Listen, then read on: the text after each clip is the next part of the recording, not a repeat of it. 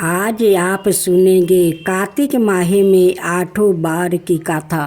किसी गांव में एक माँ बेटा रहते थे और बहू भी साथ रहती थी। एक दिन सुबह माँ गंगा स्नान के लिए जा रही थी तो बहू से कह गई कि मेरे बेटे को सुबह रोटी दे देना। उसने कहा कि ठीक है, मैं दे दूंगी। सुबह बेटा उठा तो बोला कि माँ मुझे रोटी दो। यह सुन उसकी पत्नी आई और बोली कि ना तो तुम्हारी माँ यहाँ है और ना ही रोटी कुछ कमा कर लाओगे तो ही मैं रोटी दूंगी। वो बोला, भगवान मैं कमाना नहीं जानता हूँ। लेकिन बहू नहीं मानी। उसने कहा, अच्छा तुम 4 रोटी आम के अचार के साथ ही दे दो। बहू ने 4 रोटी बनाई और अपने पति को दे दिया। वो रोटी लेकर कुएं की पल पर आकर बैठ गया और भगवान को याद करने लगा। वो बोला, राम मैं कमाना नहीं जानता हूँ। भगवान उसकी बात सुनने ब्राह्मण का भेष बनाकर आया और कहने लगे कि तुम इतने उदास क्यों बैठे हो। वो बोला, मेरी पत्नी ने कहा है कि जब तुम कमाना जानोगे और कमा कर लाओगे तभी रोटी मिलेगी, लेकिन मैं कमाना नहीं जानता। भगवान बोले कि मैं भी कमाना नहीं जानता हूँ, लेकिन मैं 8 बरों का नाम जानता हूँ। इससे तुम्हारे घर अटूट भंडार भर जाएंगे। भगवान बोले कि तुम चावल के दाने ले लेना और पानी की घंटी लेना। जो बर्तन ढके हुए है उनका मुंह खोल देना। जो घर के बर्तन उल्टे पड़े हैं उन्हें सीधा कर देना। भगवान के रूप में ब्राह्मण ने कथा कही और उसने सुनी। रविवार, सोमवार, मंगलवार, बुधवार, बृहस्पतिवार, शुक्रवार, शनिवार 8 बरों का आसारा भरियो पीहर ससुरार। इसके बाद उसके घर में अटूट भंडार होते चले गए। घर पहुंचा तो उसकी पत्नी ने पूछा कि क्या लाए हो। उसने कहा कि 8 बरों का नाम लाया हूँ। पत्नी ने सोचा चलो कुछ तो लाया है। पति फिर बोला कि चावल के दाने और पानी की घंटी लाओ। औंधे मुँह पड़े हैं उन्हें सीधा कर, जो ढाके हैं उनका मुंह खोल दे। पति ने कही, पत्नी ने सुनी। रविवार, सोमवार, मंगलवार, बुधवार, बृहस्पतिवार, शुक्रवार, शनिवार 8 बरों का आसरा भरियो पीहर ससुरार और अटूट भंडार होते चले गए। अपनी पत्नी से अपने एक दिन कहा कि मैं बेटी से मिलने जा रहा हूँ। फटे से कपड़े पहने बेटी के यहाँ गया तो बच्चों बोले कि नाना आया है, नाना आया है।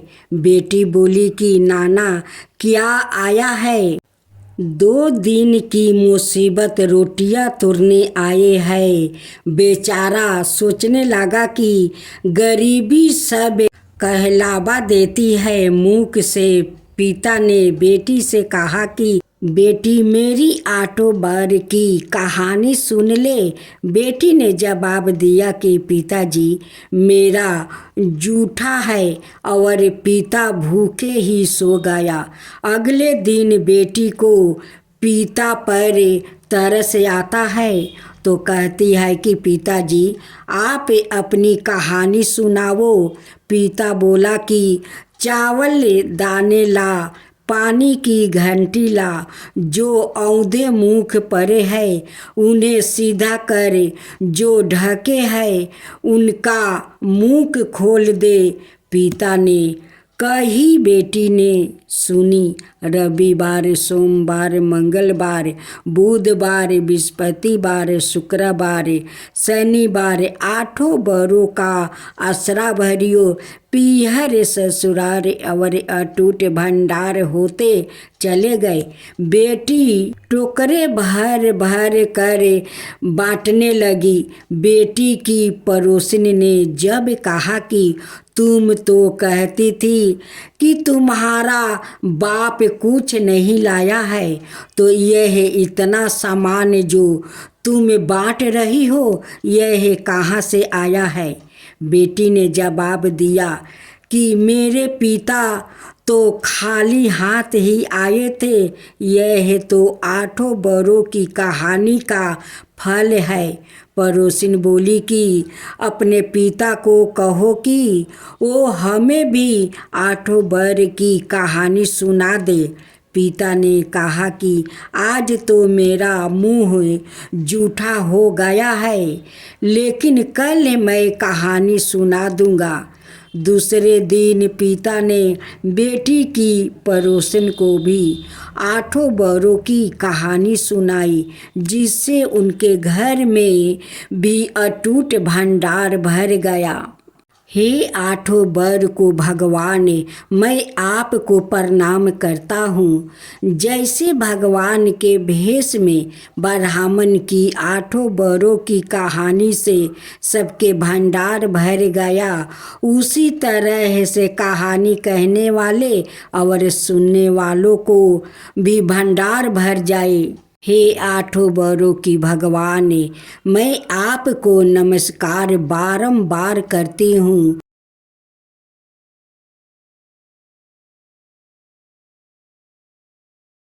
अब आप सुनेंगे तारा भोज और राजा की बेटी की कहानी।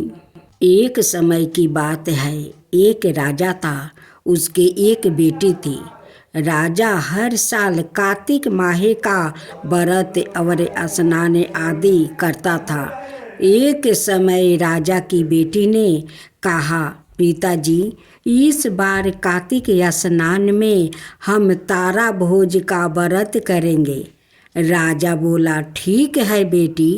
राजा की बेटी ने पूरे श्रद्धा भाव से तारा भोज का व्रत किया।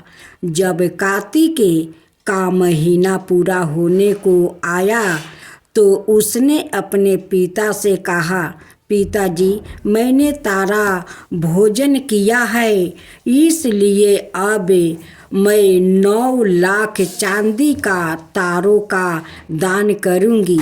राजा ने कहा, ठीक है बेटी। उसने उसी समय सोनार को बुलाया और कहा, राजकुमारी ने कार्तिक माह में तारा भोजन किया और अब तुम उसके लिए 9 लाख तारे बना कर दो, जिसका वो दान करेगी। सोनार ने राजा को हाँ कर दिया, लेकिन घर आकर वो सोच में पड़ गया।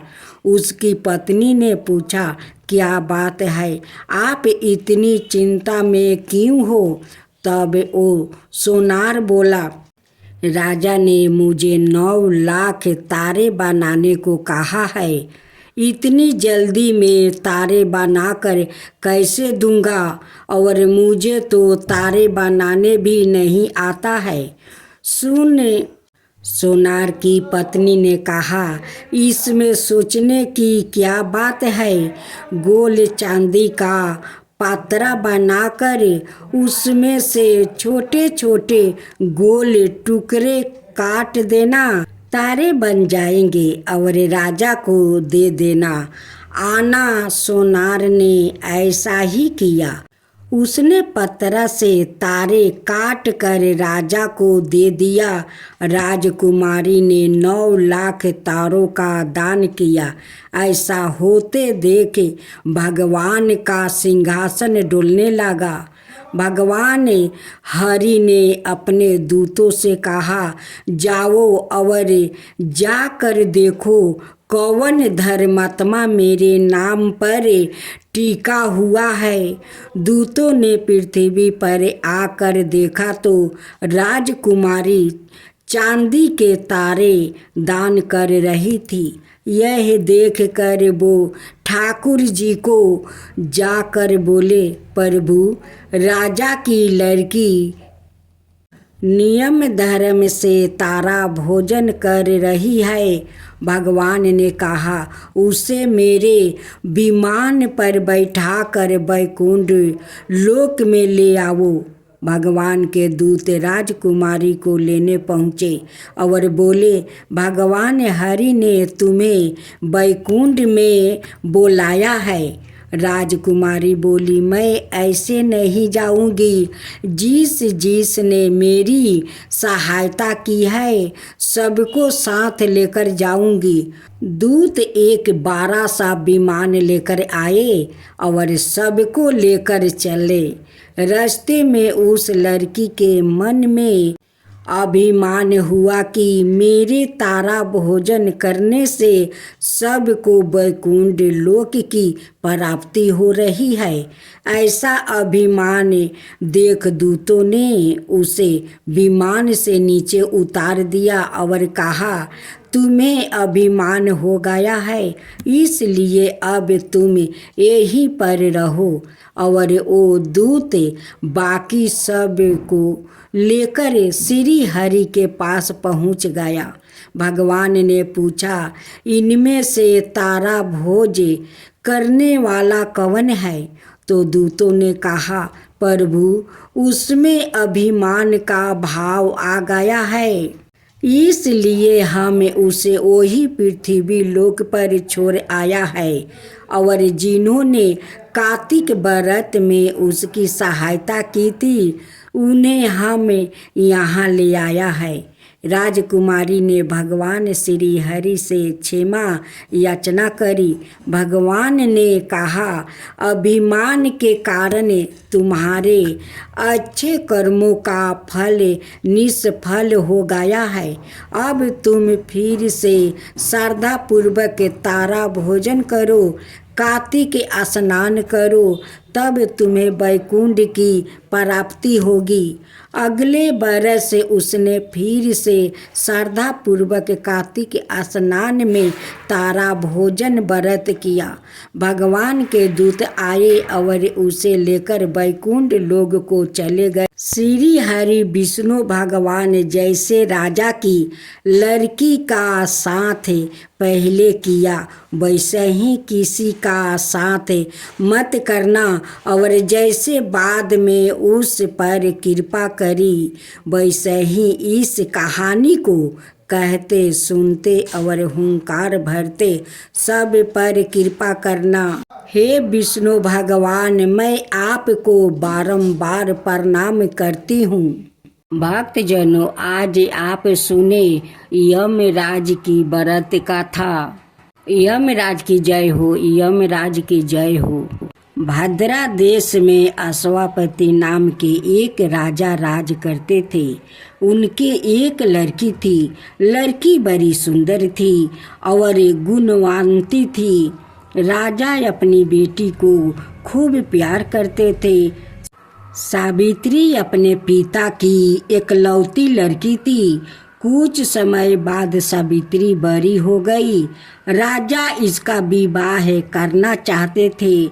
उन्हें कोई योग वर नहीं मिला।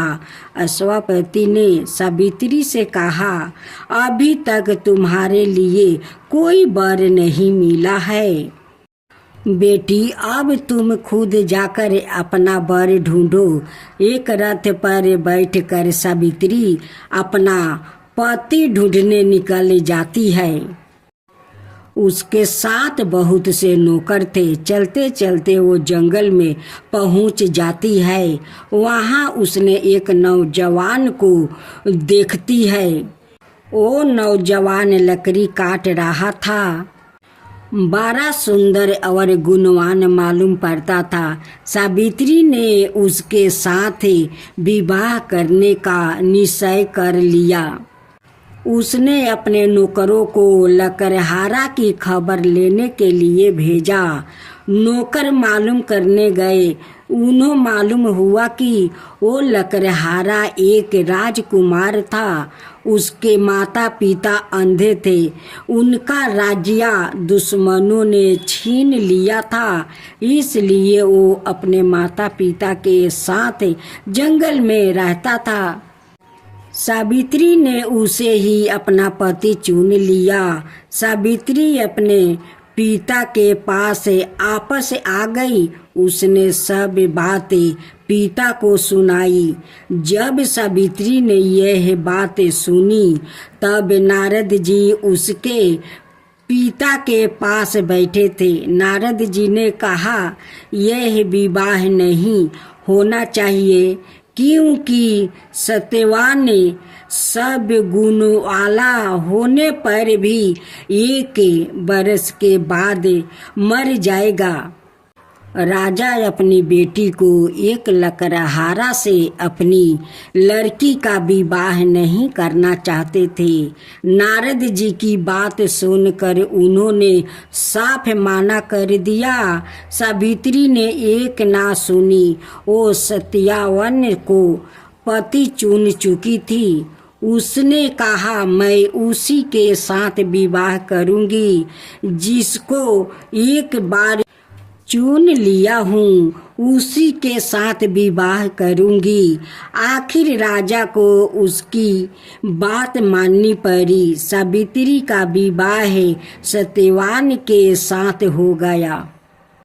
सावित्री अपने पति के साथ जंगल में चली गई। उसने अपने सारे राजपाट छोड़ दिया।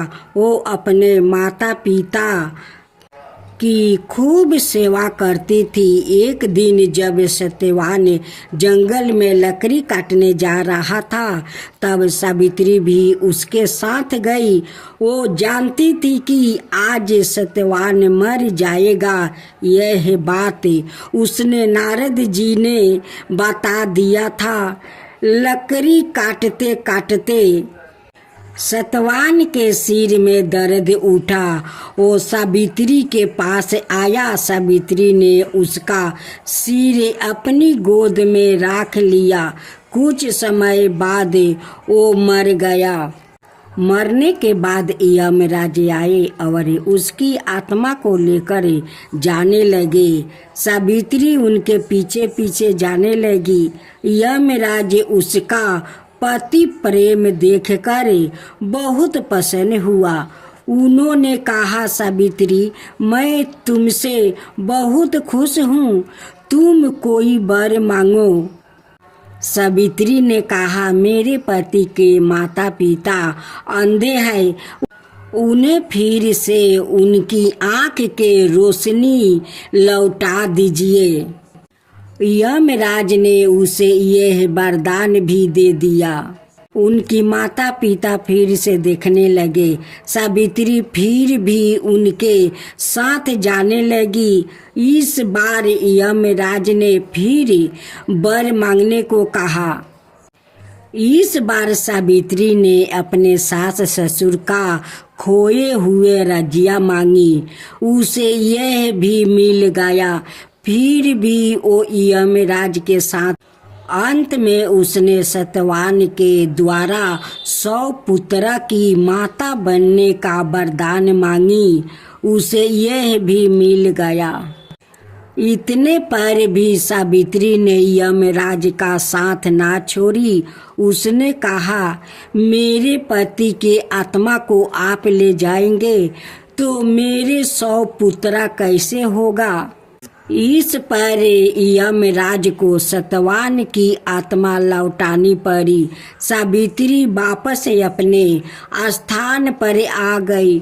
उसका पति ऐसे उठा मानो कोई गहरी नींद से उठा हो। दोनों बहुत खुश हुआ। सतवान के माता पिता को फिर दिखाई देने लगा। उन्हें फिर से राज्य भी मिल गया। सावित्री अपने पति के साथ खुशी से दिन बिताने लगी। उसके 100 पुत्र हुआ। अपनी पवित्रता से उसने सारे परिवार को प्रसन्न कर दिया। हे यमराज भगवान, आप जैसे सावित्री का सास ससुर का आँख दे दिया, उनकी राज्य लौटा दिया, उनकी पति को जीवन दान दे दिया, वैसा ही सबका ऊपर कृपा कीजिए। हे यमराज भगवान, सबका ऊपर कृपा कीजिए। यमराज की जय हो, यमराज की जय हो, यमराज भगवान की जय हो, यमराज भगवान की जय हो। एक महिला से यमराज ने कहा कि मैं तुम्हारे प्राण लेने आया हूँ, मैं तुम्हारा थोड़ा समय देता हूँ। अपनी किस्मत बदलने के लिए इस पुस्तक में जो चाहे लिख दो, वो ही हो जाएगा। महिला ने पुस्तक में देखा तो वह लिखा था, तुम्हारी सहेली को खजाना मिलने वाली है। इसके बाद क्या हुआ? एक महिला को यमराज मिले, लेकिन वो उन्हें पहचान नहीं सकी। उसने यमराज को पानी पिलाया। इसके बाद यमराज ने महिला से कहा कि मैं तुम्हारे प्राण लेने आया हूँ, लेकिन तुमने मुझे पानी पीने के लिए दिया, इस कारण मैं तुमसे खुश हूँ। तुम्हें एक अवसर देता हूँ, तुम अपना भाग्य बदल सकती हो। या कहकर यमराज ने एक पुस्तक महिला को दे दिया और कहा कि इस पुस्तक में तुम्हारे नाम का एक दृष्टि है, वहाँ तुम अपने लिए जो चाहती हो वो लिख सकती हो। जैसा लिखोगी वैसा ही होगा। महिला ने पुस्तक हाथ में ली और जैसे ही उसे खोला तो उसमें लिखा था कि तुम्हारी सहेली को खजाना मिलने वाला है। महिला ने वहाँ लिख दिया कि उसे खजाना ना मिले। अगला पोस्टर खोला तो उस पर लिखा था कि तुम्हारी पड़ोसी का पति राजा का मंत्री बनने वाला है। महिला ने वहाँ लिख दिया कि वो मंत्री ना बने।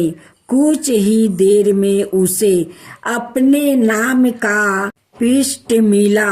वो खुद के लिए अच्छा लिखने के लिए सोचने लगी, लेकिन जैसे ही वो लिखने वाली थी, यमराज ने पुस्तक के ली। यमराज ने महिला से कहा कि अब तुम्हारा समय खत्म हो गया है। तुम दूसरों का बुरा करने के चक्कर में खुद का भला नहीं कर सकती है। महिला को पछतावा होने लगा कि उसने सुनहरा अवसर खो दिया। इसके बाद यमराज ने उस महिला के प्राणों का हरण कर लिया। इस कथा की लीक यह है कि काफी लोग दूसरों का बुरा सोचते रहते हैं, मौका मिलने पर दूसरों का बुरा करते हैं। इस चक्कर में वो कई बार खुद का भला करने का अवसर खो देता है। हम दूसरों का भला ना कर सके तो कम से कम किसी का बुरा भी नहीं करना चाहिए, यही सच्ची मान्यता है। अगर वो महिला अपनी मित्र और पड़ोसी का बुरा नहीं सोचती तो खुद का भाग्य बदल सकती थी, लेकिन उसने पहले उनका बुरा करने की सोची और खुद के प्राण नहीं बचा सकी। भक्तजनों आज आप सुने तुलसी विवाह कथा। प्रत्येक वर्ष कार्तिक मास में शुक्ल पक्ष की एकादशी तिथि को भगवान विष्णु के विग्रह स्वरूप शालिग्राम में और देवी तुलसी का विवाह किया जाता है। इस दिन को देवोत्थानी एकादशी या देवोत्थान एकादशी या प्रबोधिनी एकादशी के रूप में जाना जाता है। हिंदू धर्म में तुलसी विवाह का विशेष महत्व है। ऐसी मान्यता है तुलसी विवाह कराने से माँ लक्ष्मी और भगवान विष्णु जी का आशीर्वाद प्राप्ति होता है। जीवन में दरिद्रता कभी नहीं आती है और संपन्नता बनी रहती है। तुलसी विवाह से ही हिंदू धर्म में होने वाले सभी शुभ कर्म कांड आरंभ होने लगते हैं। समग्रही लिस्ट पूजा में मिली आंवला, बेल, शकरकंद, सिंघारा, बेर, शीतल फल, अमरूद और अनाए वस्तु फल चढ़ाए जाते हैं। मंडप को गन्ने और फूलों की लड़ियों से सजाए भगवान विष्णु शालिग्राम की प्रतिमा तुलसी का पौधे का श्रृंगार करे। चौकी, धूप, दीपक, वस्तु, माला, फूल, सुहाग का सामान, सुहाग का प्रतीक, लाल चुनरी, साड़ी, हल्दी। प्रबोधिनी एकादशी के दिन देवी तुलसी के ऊपर लाल चुनरी ओढ़ाए, भगवान विष्णु को पीले वस्तु पहनाए। अगर घर में शालिग्राम है तो उन्हें पीले वस्तु में लपेट कर तुलसी की जड़ में रखें और एक वस्तु से दोनों का गठबंधन करवाए। तुलसी से लेकर पूजा घर तक का रास्ता साफ करके उस पर रंगोली सजाए। तुलसी संग भगवान विष्णु की पूजा करें। भगवान विष्णु की आरती और तुलसी माता की आरती करें।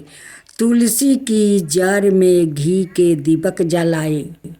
हिंदू धर्म में सभी मंगलिक कार्यों की शुरुआत गणेश जी की स्तुति के साथ होती है। इसलिए विवाह की प्रक्रिया शुरू करने से पहले गणेश भगवान की स्तुति जरूर करें। कार्तिक माह की महिमा कथा। पौराणिक शास्त्रों के अनुसार कार्तिक मास में दीप दान करने से मनुष्य के सारे पाप नष्ट होते हैं। कहा जाता है कि इस महीने में जो मनुष्य देवलाय नदी किनारे तुलसी के समक्ष एवं अपने शयन कक्ष में दीप जलाते हैं उसे सभी प्रकार के सुख प्राप्ति होते हैं। धार्मिक कार्यों के लिए यह माह सर्वश्रेष्ठ माना गया है। इस माह में भगवान विष्णु का पुष्प से अभिनंदन करना चाहिए। ऐसा करने से अश्वमेध यज्ञ का समान पूर्ण फल मिलता है। कार्तिक माह की षष्ठी को कार्तिकेय व्रत का अनुष्ठान किया जाता है। स्वामी कार्तिकेय इसके देवता है। इस दिन अपनी समस्त अनुसार दान भी करना चाहिए। ऐसा भी कहा जाता है कि भगवान शिव पार्वती के पुत्र कुमार कार्तिकेय के नाम पर इस माह का नाम पड़ा कार्तिकेय माह। कथा है कि एक बार कार्तिक मास की महिमा जानने के लिए कुमार कार्तिकेय ने भगवान शिव से पूछा कि कार्तिक मास को सबसे पुण्यदायी मास क्यों कहा जाता है। इस पर भगवान शिव ने कहा कि नदियों में जैसे गंगा श्रेष्ठ है, भगवानों में विष्णु, उसी प्रकार मासों में कार्तिक श्रेष्ठ मास है। इस मास में भगवान विष्णु जल के अंदर निवास करते हैं, इसलिए इस महीने में नदियों और तालाब में स्नान करने से विष्णु भगवान की पूजा और साक्षात्कार का पुण्य प्राप्ति होता है। कार्तिक स्नान की महिमा कथा। कार्तिक स्नान का एक अलग ही महत्व है। यह शारीरिक, मानसिक और धार्मिक रूप से महत्वपूर्ण है।